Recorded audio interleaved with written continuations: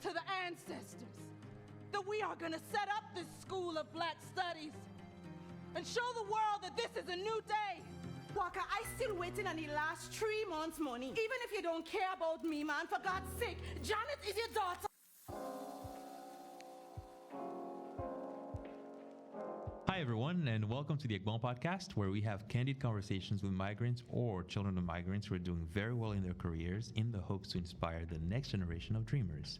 Today, we are joined by the incredible, the outstanding, award-winning British Caribbean actress, Cherrelle Skeete.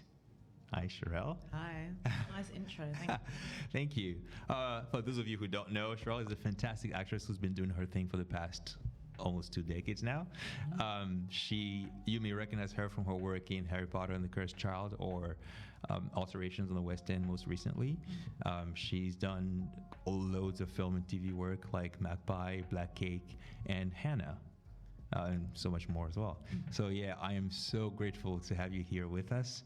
And I mean, you've done so much work and you've inspired me and so many actors as well. And I just thought that we have to have you on to kind of learn about your journey and learn about who you are. Thank you for having me. Yeah, of course. I'm very honored to be here. Before we continue with this incredible conversation, I would kindly ask you to like and subscribe. It's important for the channel to grow, so please do it. All right, so first question. Where were you born? I was born in Birmingham, England, in a little village called Moseley. Shout out to Moseley, it's where UB40 are from, reggae band, yeah. So I am a Brummie through and through, and yeah, it's the foundation of my art in terms of how I've cultivated community for myself and others. But yeah, in the Birmingham that I grew up in, because obviously it's ever evolving, tight-knit community, specifically Jamaican community, and really encouraging lots of talent shows, lots of opportunities there was a lot more funding back then, where there were a lot more programs that as a young person you could go and do and test things out and try things out. There was this festival called the Arts Fest, which was a weekend-long free festival of all things art, so performance, live art in terms of dance, theatre. You had even visual art. It was a variety of everything, and I think exposure was definitely the thing that I've always been doing performance. I didn't know I was going to go into acting though. Didn't know that. So your parents are from? Mum is from Jamaica. Well, born here, raised in Jamaica. Dad is from St. Vincent, which is nice, smaller island. Yeah. So how was that for you growing up in that household? What were you surrounded by? What kind of music did you listen to? I grew up listening to Sunday reggae, which is when Mum's making the food on the Sunday morning, rice and peas on the stove, and Beres Hammond, Morgan Heritage, Dennis Brown is playing in the background, as well as soca and calypso music. That's my dad's influence, so I love bands like Crossfire. Yeah, that really was, and I used to go to Carnival every year as well. I was born in July, it was my birthday a couple of weeks ago. Happy birthday. Thank you. Leo season. Yeah, so my mum tells me stories of, when I was born, a few weeks later it was Birmingham Carnival, and she just had me on her chest and she was chipping down the road behind the float. So yeah, Carnival has been, and soca music and reggae music has been in the base, it's been the basis of what I know, as well as, I mean, I'm named after an 80s R&B singer called Sherelle, so yeah, my mum loved R&B as well, soul, that's the vibe. So you're just kind of surrounded by the arts and the music growing up, you know? When did you decide, or when did you kind of start trying to get into it, to get more involved yourself? I think my mum said that when I was about 2 years old, I stood in my cot and I was shaking it, dancing it to a Soul to Soul song.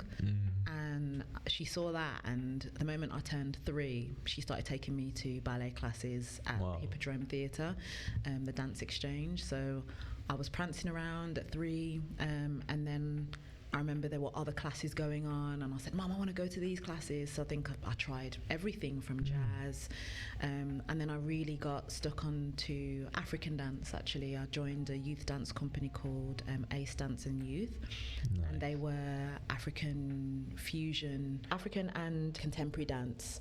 So I really was following the dance path, and then I got into doing more like street dance, hip hop, and then built my own dance company called CRC. With some friends. And around what age was that? This would have been, mid-teens, 14, 15. Nice. Yeah, 14, 15, and it was the three of us, and we danced at college, then we started to dance at talent shows, and then one summer we were asked to teach a group of other young people, and then all of a sudden we grew from 3 to like 30 over a summer, because they said they wanted to continue. Like I said, there was funding there, so we were young people teaching other young people, and getting paid over the summer, which again built our leadership skills, organisation skills, all of that. And yeah, we became a troupe literally over the space of a few weeks. And then it was about, okay, now we've got a load of young people. Right. What do we do? And actually, it was great to be thrown in the deep end in that way, because it helped develop my choreography skills as well. And that was like the starting point of really understanding that I loved movement, and it is the foundation of my acting, of my craft. But also I really loved words and storytelling as well. I realised that my movement, I really wanted it to have the development of narrative. And then I remember going to Breaking Convention, which is founded by John Z. Dee, and just being blown away by seeing how, the same way you could go to a ballet, you could watch hip-hop dance theatre in a way that it had a narrative. It took you on a journey. There were characters, the staging of it, and I was like, completely blown away. And that further evolved what I wanted to do with my dance company at the time. And then somehow I ended up choosing to go down the acting route, because it was then I had the decision to go to dance school. I really wanted to go to Northern School of Contemporary Dance. That was always the dream. And then shifted to doing acting. But before that, though, okay, because we'll talk about that, but what, do you remember the highlights of being in that dance group? Like, was there like a performance you guys did, or like a moment that you were like we're doing this? Oh gosh, there's so many. Performing at big events, like we performed at the tour of Breaking Convention at the Hippodrome, and that's a huge stage. So from being on, the talent show circuits around inner city Birmingham, and developing like a really strong name for ourselves. And I was really proud of the fact that we were young people leading other young people, where a lot of the other companies, dance companies at the time, for us they were adults, and we were still kind of scrappy trying to figure it all out at the same time, and registers and public liability insurance, like serious adult things, trying to figure that out. But yeah, definitely Breaking Convention at the Birmingham Hippodrome, and we also did a performance at Black Hair and Beauty Show, which was at, I think at the time, Alexander Palace, the convention centre. That was amazing. And I think we also had a performance in Leicester as well, especially the trips where you have to get on a train or a coach, and there's a ton of you just getting on a train or a coach to be able to get to the venue. So, and also just creating community with a bunch of other young people as well, and giving them like a sense of like purpose besides school and all the other things that they're doing, but like we're doing this thing together, and that's powerful. And a real drive. Like we had such a presence. Like I remember us hiring a coach and coming to London and actually attending the Breaking Convention in Sadler's Wells, and some of the young people that we brought along had never left had never left Birmingham before. It was their first time in London. So I'm really proud of the time given, because it when people ask me how I started acting, it was through dance. It was the relationships that you build, and you're on the journey. You're all in it together. You're fighting for your art, because all of the obstacles of life will come up in the way, as we know. And you're fighting, whether it's to have bus fare, whether to have food, whatever that challenge may be, and you're doing it alongside your fellow troupe member, and you're in it you know. Yeah, that's awesome. Did you have any dance mentors at the time, or kind of people who guided you along the way a little bit? I really, like I said, I mentioned John Z.D., Benji Reed. These two are the grandfathers of hip-hop theatre. So I really looked to the work that they did. And then later on down the line, I really admired Pina Bausch and really admiring what could be done with movement. And it was kind of weird, but it spoke to me, and it was always female-centered as well. Her work is always female-centered, and it's about relationships. And yeah, that when I first watched a Pina Bausch piece, I remember just having my mouth on the floor, and then being able to, whilst at drama school, being able to watch her company perform live was just incredible. Yeah, it was so soul connected. That's the best way I can put it. Yeah. So then how did acting come into play? You said you wanted to go into dance school, but then you ended up going to drama school. How did that come about? Why did you audition at that drama school, and where did you go to? So I had 2 years out of before I actually went to school. Once I finished college, I was teaching all over with my dance company, and teaching after school clubs, and going to secondary schools, primary schools, and really being in the community and encouraging, the next generation, whether they chose to go to dance or not. And then I realised, like I said, I had this real pull to storytelling and narrative. So I walked into a local black theatre company and I said, I'm interested in theatre. I've come from a dance background, but I'm really interested in understanding theatre. I want to try it out. And they brought me in. I was asked to kind of make up dance routines for or warm up some of the professional cast members. And I got to sit in rehearsals and watch. I would say the best thing was, for me, immersion.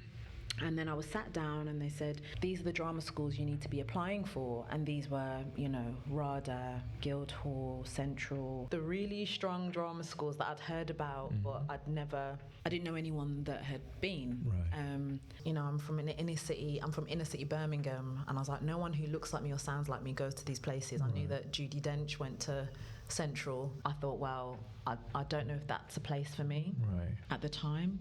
So, I was supported to get funding, to have a bursary, to help cover my audition fees, and also to get on the train to be able to get to London. Like I said, I just rocked up. At the time, I didn't know how to audition, but I'm glad that I learned best clearly from just doing, just by doing and being thrown in the deep end. The audition, because I sang as well, so I was like, okay, I'll do musical theatre, I guess, because I do dance and I sing and I want to learn how to act. Tour, you go around, and then we got into a workshop space where I was asked to be a plastic bag. So we had to observe this plastic bag, and then you had to be it. And I was like, this is acting. And I was like, gosh, well, I'm a mover, so this makes sense to me. It's not about what do I think about the plastic bag. It's just responding from such an intuitive place. Right.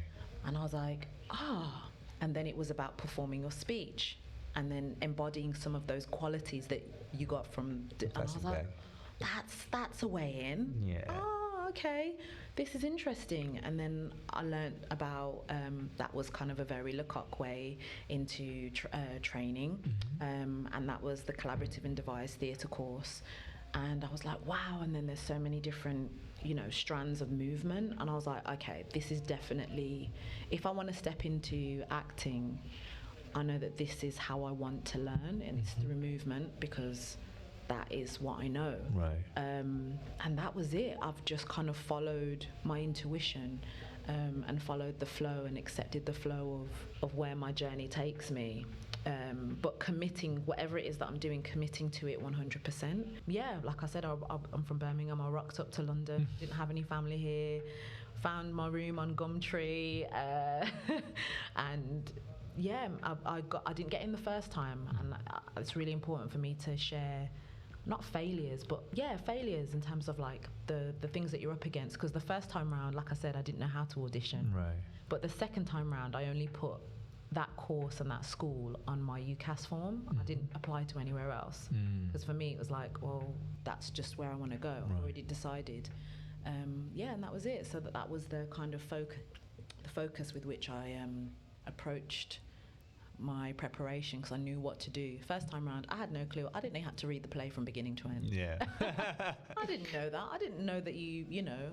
But it's incredible that you went and you did it, because so many people spend so much time preparing for drama school and a lot. Even to know that, I didn't know that there was even a preparation. Yeah. Like that people have coaches and have classes before you rock up, because I wasn't exposed in that way, and it wasn't, like I said, I wasn't the sort of person that I wanted to be an actor since I was 8 years old and was doing acting classes. It wasn't that. I really have gone through intuition. Yeah, you did it. It doesn't matter how you start. It's about, how you get there. And then how was your experience at Central? I really loved my training in that, like I said, the immersion of being able to practice my craft every single day in a very physical way. Like I said, it was collaborative, being able to use all parts of my practice as an artist to tell story. So whether that was incredible, and then learning that it was Lecoq and doing mask and doing clowning and all of the varieties of that. The challenges I faced, I think, was the culture shock of coming from a different city. Like I said, I didn't realize how black I was, how migrant I was, and how working class I was at the time. I don't look back on that with any regrets. I definitely found it challenging because I was raised with a very strong sense of self, coming from a very rich cultural background and strong center. My mum was the sort of mum that, when I was in primary school, she's like, well, if they hit you, you hit them back. I'll deal with the teacher, She's Jamaican. But so I really, from a very young age, knew how to stand up for myself and to speak with bass in my voice and to, So in an environment like that, like I said, I acknowledged my difference. At the time, I didn't know how to articulate that, and I had a lot of rage because in some of those spaces, I didn't necessarily feel safe. I didn't feel like all parts of me, it was a safe space to be able to share all parts of me. And at the time, like I said, it's over time now, I've been able to articulate, and there is even more language around what the experience is for someone to go to drama school, for a black person to be in drama school in a very old institution. I think they've done a lot of work since then to really be inclusive in action, for that to be reflected in the syllabus and also in how people behave both within the student population and the faculty as well. So I have to say that as well, because I've been involved in some of those and changes and seeing how it's evolved. But yeah, I am grateful, because actually out of those challenges, it really opened me up to be able to go deeper within myself and to find the words. The things that I know about myself, I am so proud of. I carry it really. I carry it really proudly. Where I think before, within that environment, learned to second guess myself. A lot of second guessing, and probably a lot of imposter syndrome developed from that. Where I was uncertain because I wasn't sure whether I would be fully accepted in that environment. Where now it's different.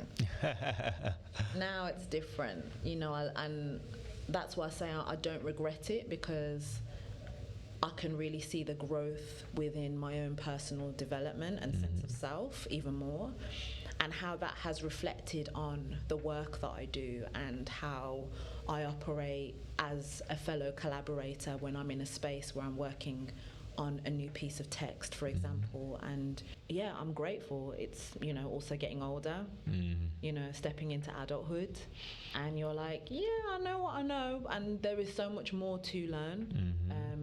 But yeah, just, standing because of those experiences.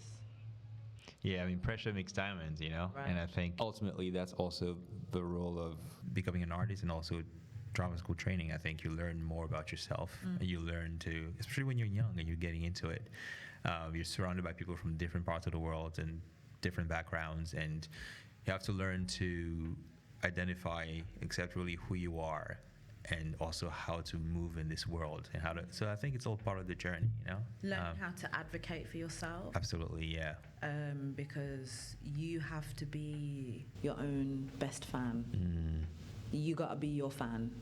Like, don't walk into spaces thinking that other people are gonna be fanning you. Mm. You know, be a fan for you, sorry. You have to be rating yourself to the highest, even when, you know, you're struggling. So grateful for those experiences, because, I look back on that and I'm like, yeah, that they've made me who I am. And now I have an improved way of articulating myself as a human being. And you know, I know that whatever it is that I've gone through, the people before me, I mentioned, you know, Miss Lou, the people before me have had to face harsher challenges. Absolutely, yeah. So who am I? You know. Oh, that's amazing. That's incredible. So what was your first job out of drama school, if you remember? So my first job was actually whilst I was still training. I did a play called And I and Silence by Naomi Wallace. And this was at the Fimbra Theatre, really wonderful theatre over there in Earls Court. And I think it seats about 50 people. It's an incredible space. And it was a four-hander. And the play was set during Jim Crow South, in the South, in a women's prison. And it's about a young black woman and a young white woman who meet in prison and for different crimes, and they basically plan about what their life is going to be like once they leave, and then they reunite coming out of jail. So I played the younger pairing, one of the younger pairing, and then there was the older pairing once they'd left as well, and served their time together. That was incredible. It's an incredible piece. Yeah, I was so grateful to be doing that in my final term of drama school, to play a character in that time period, to play something that's within my casting as well. That felt really good. You know, drama school. Yeah, I know. Oh, I think it's stretching. Yeah, because I mean that's the idea, right?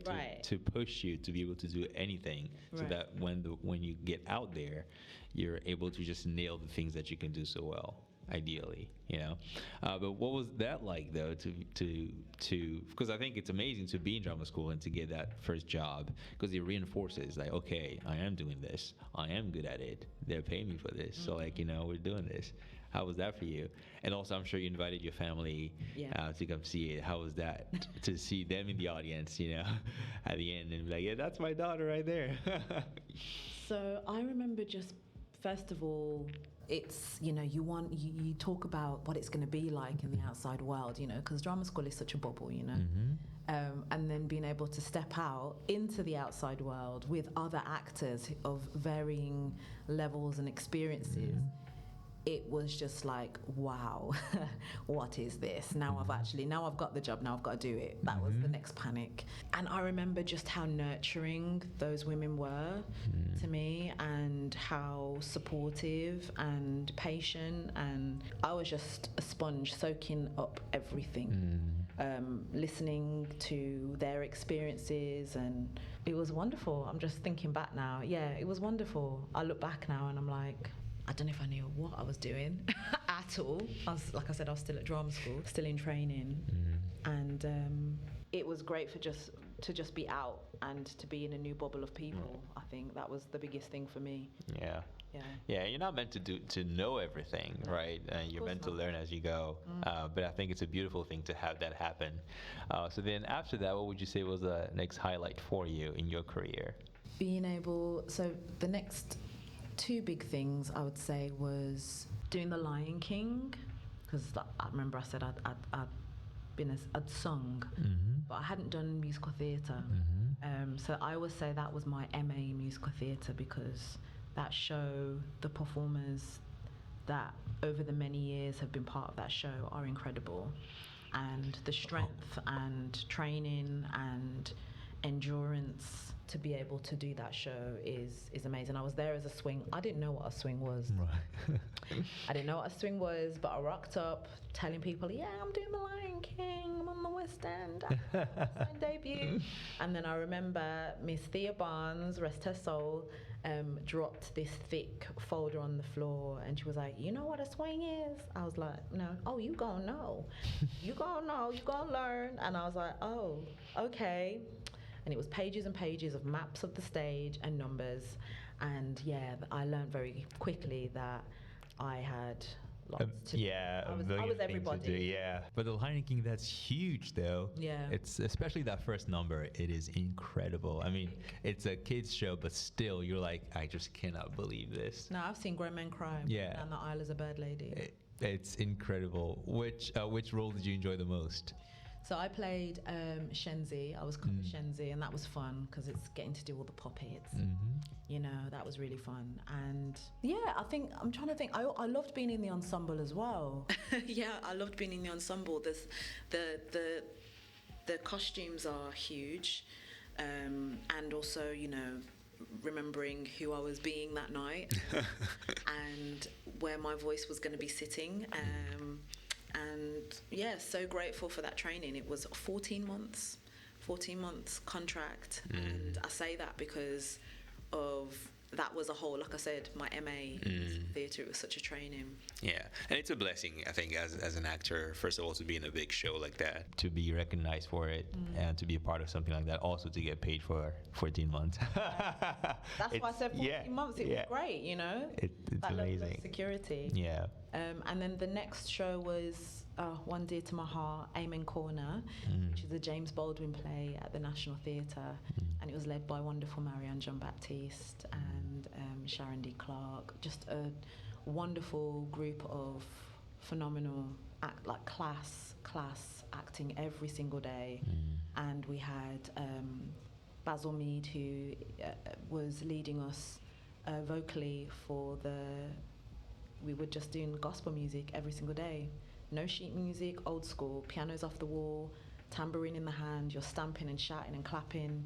And we did that every single day before we sat down and did table work and broke the play down. And I remember just sitting in the rehearsal room, just holding that space with such reverence, because the quality of dedication and talent in that room was just amazing. And I think for us to be able, you know, James Baldwin, and being able to, you know, tell one of his stories was just such an honor. And to tell a black a black cast in the National Theatre, and, you know, to go from The Lion King to then doing Amen Corner was just a dream. And that play specifically really changed my life.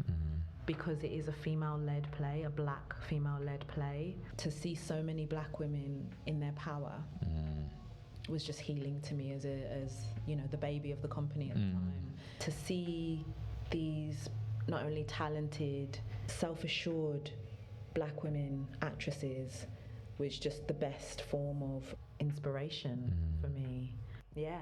Yeah, and now you are inspiring everybody else, you know, because this is also why I wanted to have you on, or people like you on, because the name of the podcast is Akban, which means elder in Yoruba. So you are our elders, not in age, but more in experience and in wisdom, you know, which is the whole point. So you are doing what they did to you, and that's the thing. It's so funny you say that, because for me, that space was, I talk about it a lot in terms of intergenerational dialogue, and it really felt that was like a pool of wisdom that I had access to. All of those actors gave me gems that I could hold on to, whether it was personal, professional, in any form, and they were so open, so giving, because they knew that we were all creating this kind of monument, this monument within this space, and in honor of James Baldwin as well. It just, it was phenomenal.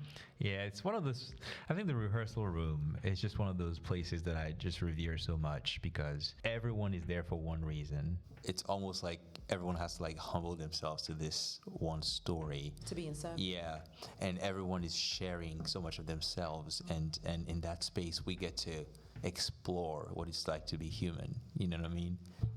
Even for ourselves, even before we put it out. And it's such a beautiful thing. It's to be able to share personal stories, share thoughts, and to just give yourself to characters, to stories, and to try and be of service to mankind. Really, that's what it is, and hopefully to get people to see themselves in the story. I just think it's such a beautiful place, and it's just one of those, people are just busy in the real world, right? They never really, you don't really have those places where people really put themselves out there, and it's one of those places that I find it's almost very religious, It's sacred. And it's wonderful, and people of different ages, different backgrounds, and you just see in that space that we're all human beings. We're just all human beings, we have the same needs. They all look a little different, but we all have the same needs, and we all want to do the same thing, and it's one of those spaces that I just revere so much, All right, so after that, what would you say was the next highlight in your career? Where are we? Okay, so we've done Amen Corner. Mm-hmm. Obviously, the big one was Harry Potter and the Cursed Child. Mm. How did that come about? I was asked to do the workshop. Mm-hmm. Like I said, my movement skills came in very handy. My devising and collaborative skills came in really handy. And I auditioned for the workshop. We did a 3-week workshop or a 2-week workshop. It was a few weeks anyway. And we got to create tricks, magic tricks from scratch, playing, with capes and literally having 15-minute devising tasks and making things, segments, figuring out how we're going to make things in the frame move. And had you read the books prior to the show? No, I hadn't. I just watched the films. Yeah. I remember, first of all, in the workshop, meeting Noma, and that was a really important moment for me because whilst I was before I went to drama school, whilst I was at college, I studied A-level drama. Mm-hmm. And one of the trips that we took whilst I was studying, we went to watch A Raisin in the Sun, and Noma was in the play. And I remember that was the play that really, really made me want to act. I'd say that. Oh, it's a beautiful play. Yeah, I love. stunning. Yeah, played. Yeah. And so then, being able to workshop and play opposite her as my mom, it was like a full circle moment for me. So just being able to run around and be scrappy and make things and throw it away and then combine the thing that you made the day before with the thing that you've just made and throw it away like that, it took me back to my training, which was the highlight for me, being able to just make things. And not necessarily be serious about the play, but not be overly precious, right. But be serious about the play. And then from the workshop I was offered the part, and then the announcement came, and that was crazy. And doing the show, so we had a very long tech process. At one point there was an owl that flew around the theatre. Like an actual owl? An actual owl. An actual owl. Obviously, owl got cut. Being able to just make something on such an epic scale. It's huge, yeah. I feel very honoured and proud of the work that we did during that time. And then, like I said, a 14-month contract. I say that, like I said, I'm not originally from London, so that is another part of it as well. And I say that because I want that to speak to the people that are not originally from London and, don't necessarily have a support structure in the city that you're working in. And, it's like that extra layer of anxiety that can be there. So let's be real, and sometimes you're going to take jobs for different reasons. Sometimes it is going to be about the script and the people, and sometimes it is going to be about the security as well. And for me, being able to be part of an original company, an original cast, and you don't know, especially with commercial theatre, how it's going to pan out. Thankfully, it was really successful, and it will continue. With a series now coming out, that should be really fun. I learned a lot. I learned a lot. I learned a lot during that time. Mainly, had to take care of yourself as well. Like I said, 14 months and 8 shows a week. How do you take care of your body? How do you take care of your voice?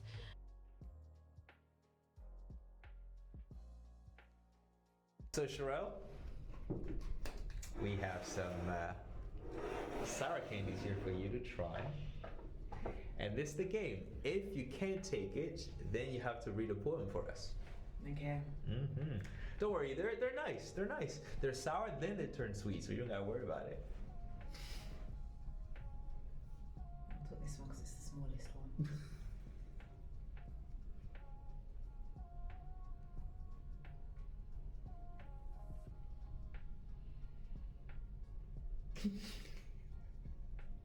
It's mind over matter. It's not too bad, is it?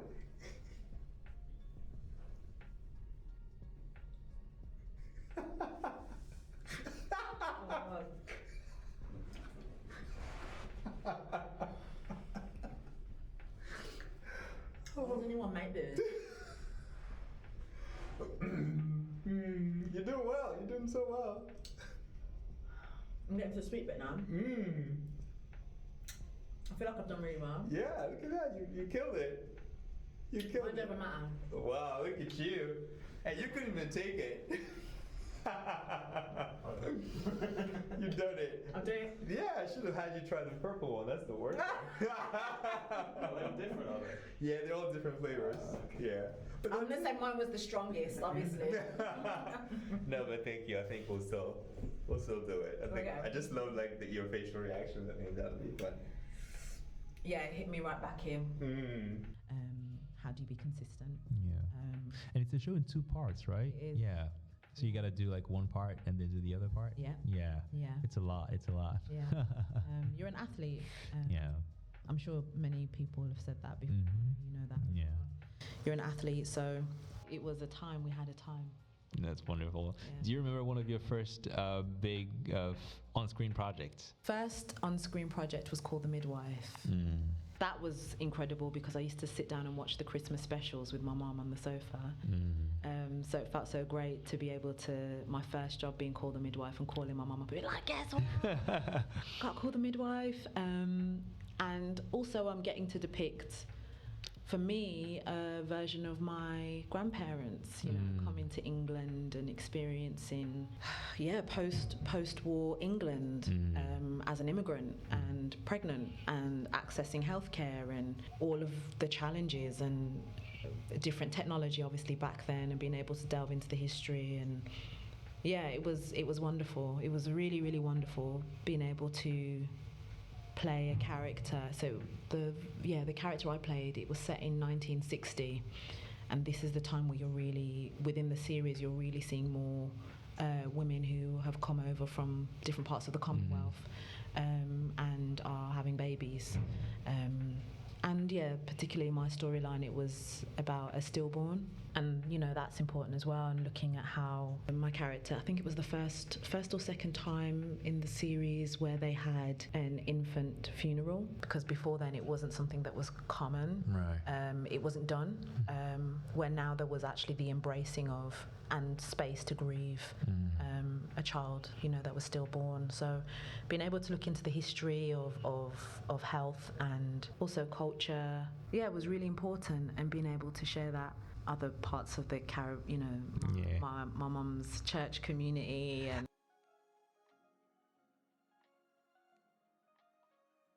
so I'm going to recite a poem by the wonderful Miss Louise Bennett.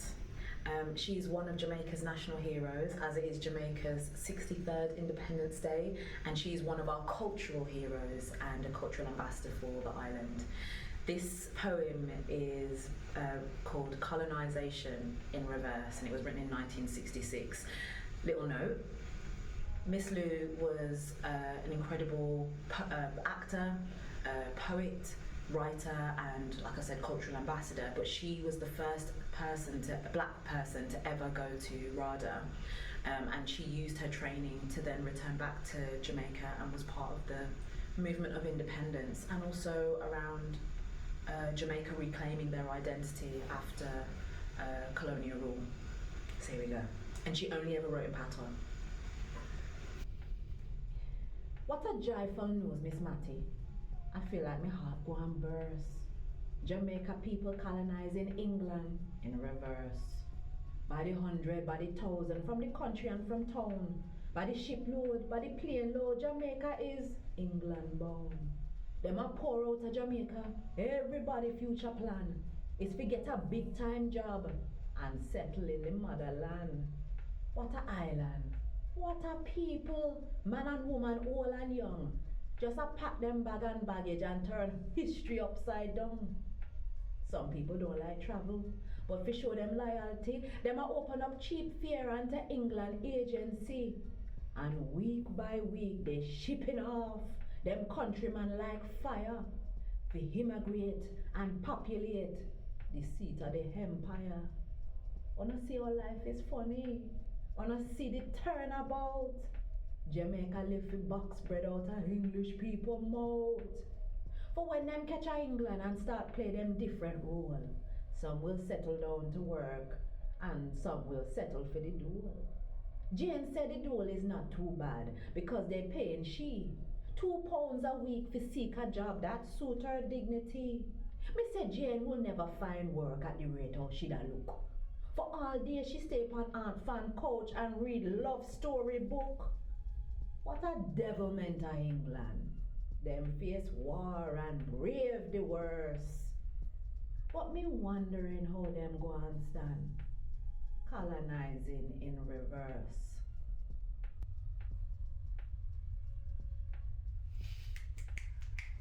Thank you. That was awesome. Look at that. I mean, I wanted to say I'm sure they're so proud of you and the work you've been doing. And because how important was that for you? Even I'm sure family is so important for you as well as coming from a Caribbean family. So how is it for you when you see them look at you and what you've done and talk about you so proudly? It must be.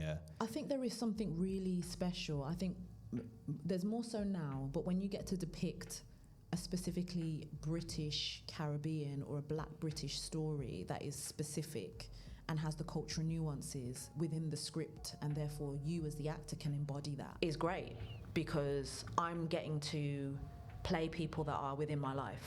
I'm able to depict people that specifically Black women, specifically women of the diaspora, being able to share part of their story. So for me, whenever I get to embody any of these characters, I am, even if it is not in the text, I'm trying to find ways to make sure that, we get a taste of what does she sound like when she's talking to her husband or one of her girlfriends or talking to her mom. Does she switch into patois? Does she drop certain, how does she code switch? How does she, that's always my question in terms of whenever I'm doing my character analysis, how does she exist at work and how does she exist at home? Right. Who is she with these people and then who is she with these people? That level of nuance and detail is really important. So being able to share a version of my grandparents' story and call the Midwife meant the world. Yeah, that's incredible. And then as you continue to grow, what was the next thing that you felt like, oh my goodness, I cannot believe this is happening? Okay, so where are we? Call the Midwife. Screen or stage? Either, both. And we kind of delve into screen now, so you can talk about screen. Sorry, bear with me. No, that's okay. She's like, there's just so many. I'm just trying to I'm trying to think it within that vein. Or was it one that like you didn't think that it was gonna be much, and then it turned out to be like something really big? Oh, okay, so I mentioned A Raisin in the Sun. A Raisin in the Sun was my favourite play. I always wanted to play Beneatha. I know we're talking about stage. Yeah. And being able to play Beneatha in Beneatha's place. At the Young Vic, the Young Vic. Yeah. Getting to play the titular role. Like I said, I always wanted to play her, but I didn't know it was going to be in the iteration of Beneatha's Place, which is the sequel to A Raisin in the Sun.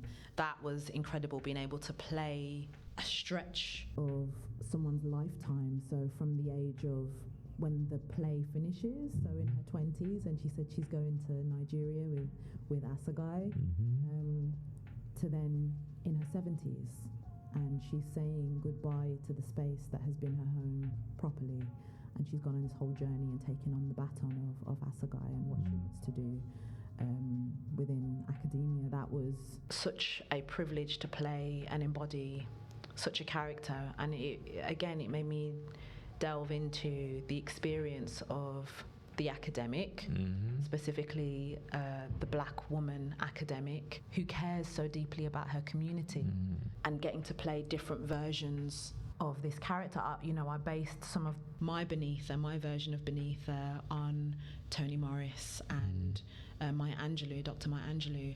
And I look at these women and, we see them as these incredible griots, as these wise sages.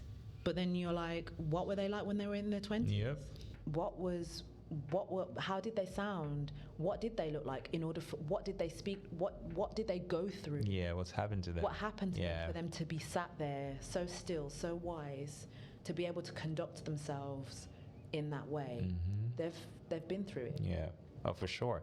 And also, it's amazing how relevant it still is, especially nowadays. And I don't know how familiar you are with things that are happening in America as well.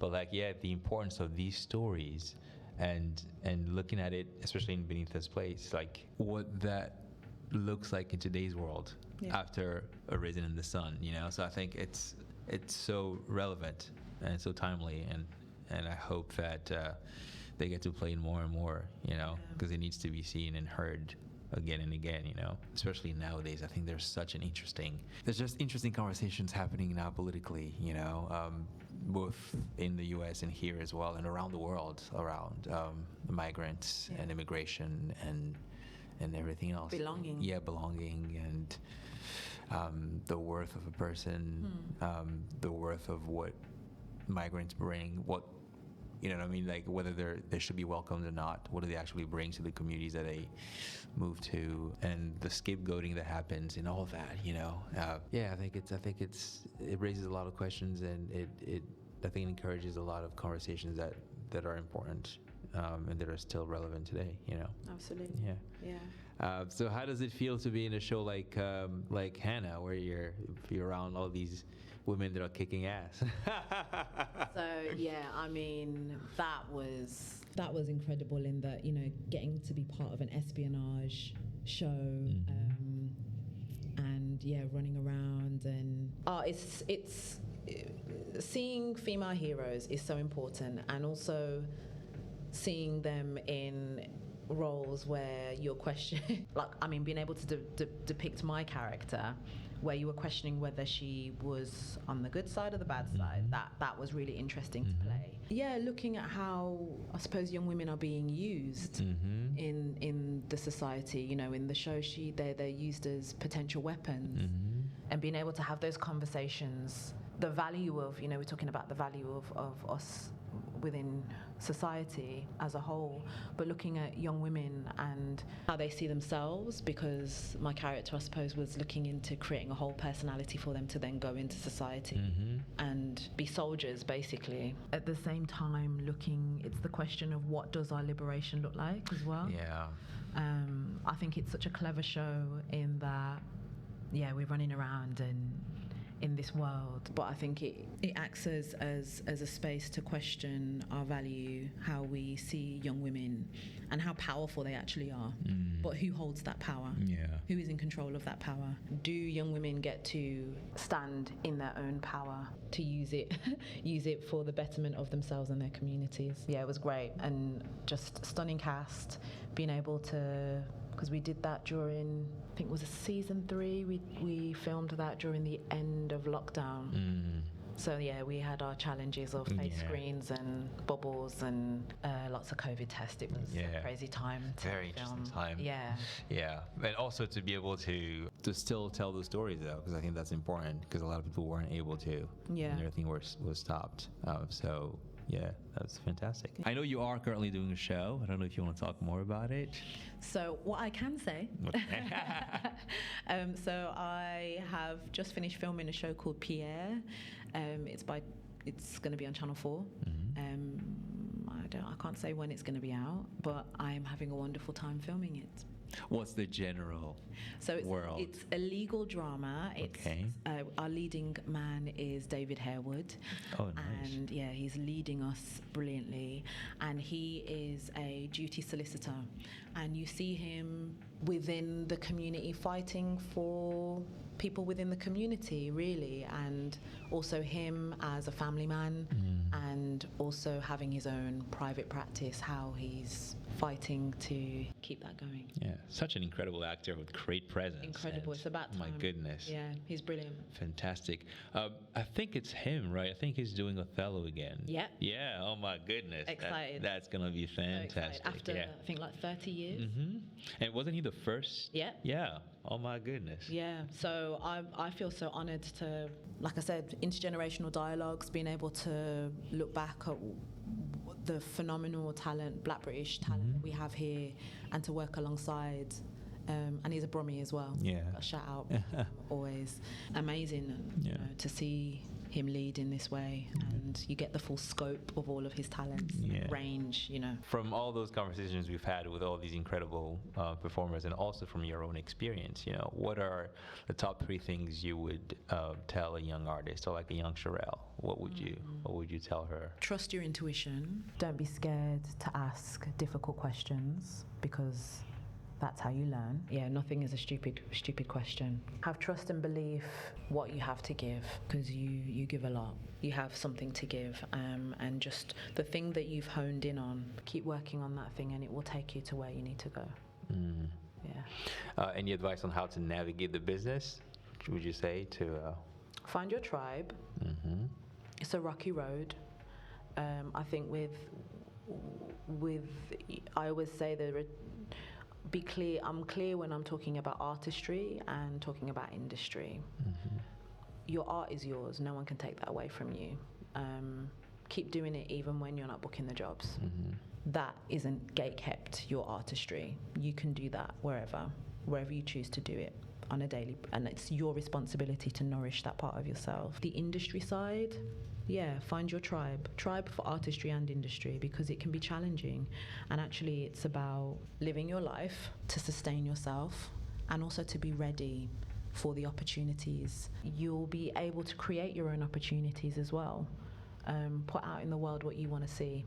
You know, Toni Morrison talks about that. If the book isn't written, go out and write it. You're seeing a lack of something, you go out and be it. The industry doesn't owe you anything. No one owes you anything. No one owes you anything. And I think that is you have to remind yourself that. So you've got to create for yourself. Always comes back to your artistry. And I say your tribe as well, because that, once you know you're at a point where you are ready to be in the industry, making sure that your tribe, your team, that will be your agents, you know, the casting directors, your management, whoever, that your team is a reflection also of parts of you, because you're meant to be working together. And that's, if you have a harmonious team that you're working with, I think that your career will reflect that as well. Yeah. Wonderful. You've been nominated and you've won a bunch of awards. Do you want to speak on the one that speaks the most to you, or the one that was like, I just can't believe this just happened? I've got to shout out the Black British Theatre Awards. So I was nominated and won Best Supporting Actress for High Table in 2020. Yeah, it was in lockdown. And the work that they're doing in terms of spotlighting and platforming Black British talent, both on and off stage, is so vital, so important. We come from a long history of our people making theatre, and I think the fact that we have an award show dedicated to Black talent and creatives is really, really important. So I'm so proud to be an award winner. Yeah, it's great seeing so many other productions, you know, be nominated and seeing the categories widen as well, especially, you know, those within the creatives. Outside of being on stage, seeing more lighting designers, seeing more sound designers, you know, it's been really wonderful to see that grow, because actually we need to see it to know that we can do it. So it's inspiring the next generation of theatre makers and theatre creatives to step into lighting design, or you know, stage management, or, you know, we need you. We need you to be in those spaces as well. So I'm very, very proud of that award. Yeah, you do a bit of, speaking of that, you do a bit of, not a bit, a lot of advocacy work. Do you want to talk a bit about those two organizations that you work with? Sure. Yeah. So I am the founder of Blacktress UK. We are a network, support group, and a producing house of cultural events that really is centered around Black women actors. And we have the community leg of what we do, which we call the Sage Club. And this is a theatre club for people who are 60 and plus, and from the 60 plus who are from the African and Caribbean community and want to watch theatre that kind of centres Black stories. So we have theatre trips out, and we do partnerships with theatres to take up space. And this is important in terms of people who maybe in their younger time haven't been to the theatre, or even those who want to step out to the theatre but don't want to do it on their own, and also encouraging those to just get out of the house. And we encourage chaperones to come, so we're having intergenerational dialogue. So if you, as an actor, you're bringing your mom, your dad, your grandparents, aunties, uncles, neighbours, whoever, to come to the theatre. You know, our eldest Sage Club member has been 95. Very proud of that, and that was her first time at the theatre in her 95 years. She had never been to the theatre, and that was to watch Small Island at the National Theatre. So really, really proud. I think we've done 3 Sage Clubs so far. So I think, probably around 400 to 500 participants to be able to, that we've had tickets-wise, to be able to take people to the theatre. Really proud of that. That's amazing. And they get VIP treatment. They get to meet the cast and to meet some of the creatives after. So that's one part of it. We've also done a writing festival at Seven Dials Playhouse. That was pre-lockdown, a little while ago. But we had 19 work-in-progress plays written by Black women. And the idea was to either ignite careers, to push out stories into the industry. Some of those shows were taken to different theatre festivals. One had a full-scale production at Soho Theatre. And some people wrote shows so they could be in them, so they could get signed, so they could have an agent, and so it really again was about pulling together, using all of our resources and supporting each other to be seen, and not waiting for someone to do that for us, but it coming off our work. No, that's incredible. That's fantastic. Yeah. Oh, and the other one. Yes, is HMU. HMU Equality Now, Hair and Makeup Equality Now. I co-founded with Akban, who's an incredible actor and mediator. And we are campaigning for the equality of hair and makeup provisions for all actors. And we've been doing that for the past 2 years. We have a network of performers, and we have been in dialogue speaking to different stakeholders, from agents, performers, makeup artists, commissioners, producers, hair and makeup designers, and speaking to all of these stakeholders to have dialogues. It's not about pointing the blame, it's solution based. So it's about speaking to each of these different stakeholders to find out what the barriers are to ensuring all performers have access to hair and makeup whilst on set. That's incredible. I mean, you should be so proud of yourself and all the work that you do. Thank you. So thank you for everything that you do, and thank you for joining us. Thank you to have this incredible conversation. And I just can't wait to see your new show and to see everything else that you do. Brilliant. Thank you so much for having me. Thank you, Sherelle. Thank you.